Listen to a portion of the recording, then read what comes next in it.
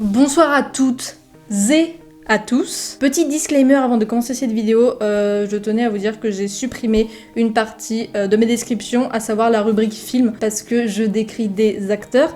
Du coup, leur travail c'est de jouer dans des rôles et je parle déjà de leur métier dans la rubrique travail. Donc du coup, ça sert à rien de se répéter à chaque fois. Et aussi parce qu'on m'a fait remarquer que dans la vidéo de Tony Curtis, d'ailleurs je t'invite à la voir si tu ne l'as pas encore vue, je me suis beaucoup répétée dans ce qui était son travail et ses films parce qu'au final c'est la même chose. Donc le petit disclaimer pour vous dire ça, pour vous dire aussi que si vous avez vu la miniature, vous voyez qu'elles ont toutes changé concernant les descriptions d'artistes et personnellement je les trouve mieux comme ça. Dites-moi ce que vous en pensez dans les commentaires. Et aussi, autre petit changement, mon décor. Je sais pas, j'avais envie de changement, plus épuré, plus nouveau. Maintenant j'ai une question à vous poser. Est-ce que tu connais Jack Lemmon ?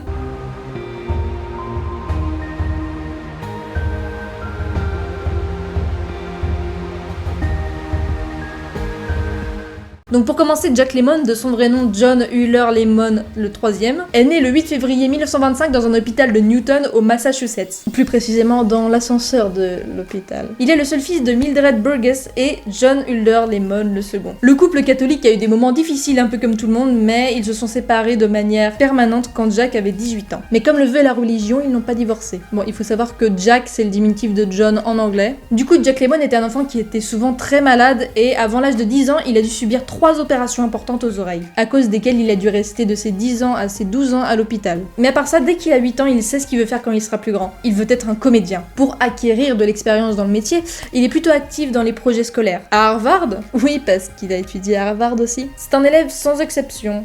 À part pour le théâtre et la musique. Pour qui, pourquoi les règles d'Harvard l'interdisaient d'agir sur scène, mais il l'a quand même fait, sous le pseudonyme de Timothy Orange. Dans cette grande université, il a fait partie de plusieurs clubs sociaux, mais il a également fait partie du V-12 Navy College Training Program. Du coup, c'est tout naturellement que Jack Lemmon fait son service militaire pour la Navy pendant la Seconde Guerre mondiale. Et après son service militaire, il retourne à Harvard. Après avoir obtenu son diplôme des sciences au service de la guerre, il décide de partir à New York pour étudier le théâtre. En plus des cours de théâtre, il travaille pendant un an sans rémunération, comme serveur. J'ai également envie de vous dire qu'il était pianiste depuis ses 14 ans et il apprend à jouer de l'instrument à l'oreille. Du coup, il lui arrive de faire une ambiance musicale dans le restaurant où il travaille. Lemmon est rapidement devenu un acteur professionnel travaillant à la radio, mais également à Broadway. Pour son premier long métrage, on lui propose le rôle de plâtrier dans le film The Lady Take the Sailor en 1949. Suite à ce film et à un autre mini-rôle dans Room Service en 1953, Lemmon pensait que sa carrière allait décoller, mais la société qui produisait le film Room Service a mis la clé sous la porte 2 semaines plus tard. Malgré cette petite déception,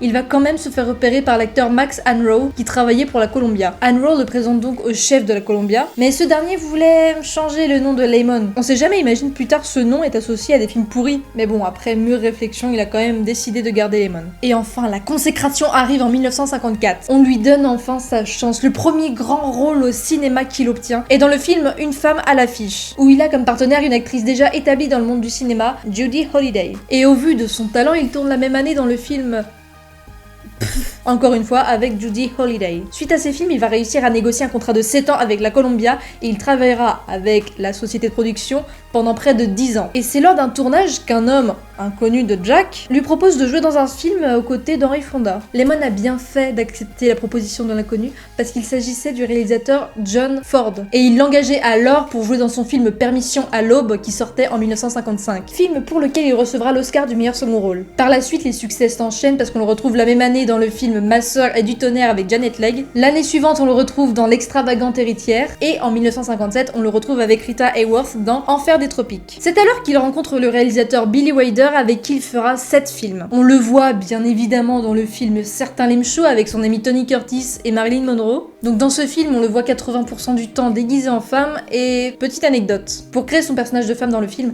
il s'est inspiré de la personnalité et de la coiffure de sa mère. Et la série des films Lemmon Wilder a continué puisqu'en 1960, il joue avec Shirley MacLaine dans La Garçonnière, mais également dans Irma la Douce. Il sera d'ailleurs nommé aux Oscars pour ses rôles dans La Garçonnière et dans certains M-Show. En 1964, il rejoint la belle Romy Schneider dans Prête-moi ton mari. Et puis bon, l'année suivante, en 1965, il rejoint Tony Curtis pour faire la grande course autour du monde. L'année d'après, Wilder lui propose le premier rôle dans son film La Grande Combine avec Walter Matthau. Et c'est le début d'une grande collaboration entre les deux acteurs parce qu'ils vont tourner pas moins de 9 films ensemble. Le film le plus connu du duo est Un drôle de couple en 1968. Il s'agit d'une comédie basée sur une pièce de théâtre. En 1972, Jack rejoint Juliette Miles pour le film Avanti de Billy Wilder. Et en 1974, il rejoint Matthau pour le film Spécial Première du même réalisateur.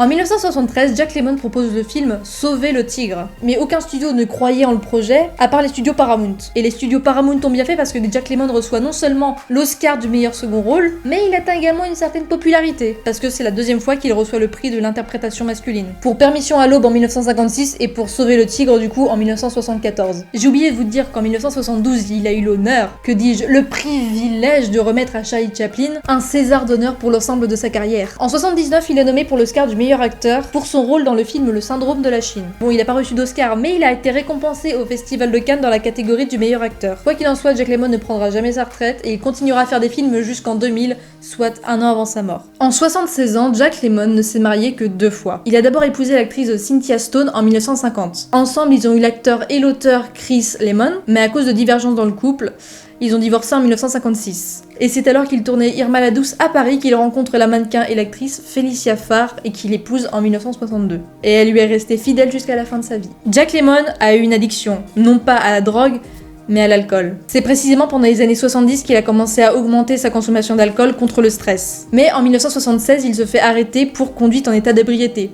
En gros, il était bourré au volant, quoi. Mais avec de la volonté à la fin des années 70, il a définitivement arrêté de boire au début des années 80. D'ailleurs, dans l'émission nommée Inside the Actor Studio, diffusée en 1998, il a dit qu'il était un alcoolique en convalescence. Mais c'est un an plus tard, en 1999, qu'il souffre en privé d'un cancer de la vessie. Il y succombe malheureusement 2 ans plus tard, en 2001.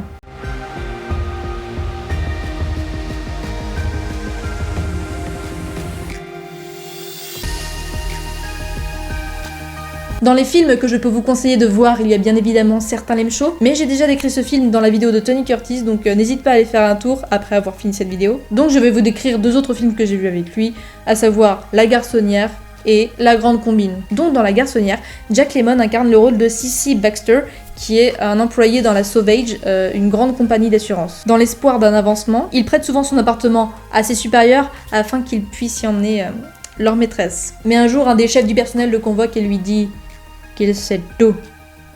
Et qu'il aimerait bien aussi sa clé si c'était possible. Du coup, Baxter a enfin une petite promotion, voilà, ça fait plaisir. Mais ce que Baxter ignorait, c'est que le chef du personnel emmenait dans son appartement, du coup, la fille dont il était amoureux. Aïe, coup dur pour Baxter. Et enfin, La Grande Combine. Dans ce film, Jack Lemmon incarne le rôle de Harry Eichel, qui est un homme assez chanceux. Mais un jour, il se fait renverser par un camion. Bon, Harry ne souffre que de légères contusions, mais ça va, jusqu'à ce qu'un certain Willy Whisplash, qui est non seulement un avocat véreux, mais également le beau-frère de Harry, vienne le voir et lui propose quelque chose. Si Harry suit les recommandations de Willy, c'est-à-dire feindre des blessures handicapantes suite à l'accident, les 2 hommes pourront se partager $1 million versés par l'assurance. Mais est-ce que le sens de l'arnaque de Willy pourra avoir raison du message de mauvais augure trouvé par Harry dans un cookie qui disait « Tu ne peux pas abuser des gens tout le temps ?» Je te laisse aller voir le film pour voir comment ça se finit. Voilà. J'espère que tu en auras appris un peu plus sur Jack Lemmon. N'hésite pas à t'abonner, à lâcher ton meilleur pouce en l'air, à lâcher ton meilleur commentaire. Quant à moi, je vous laisse. Je vous dis à la semaine prochaine pour une nouvelle vidéo. Ciao!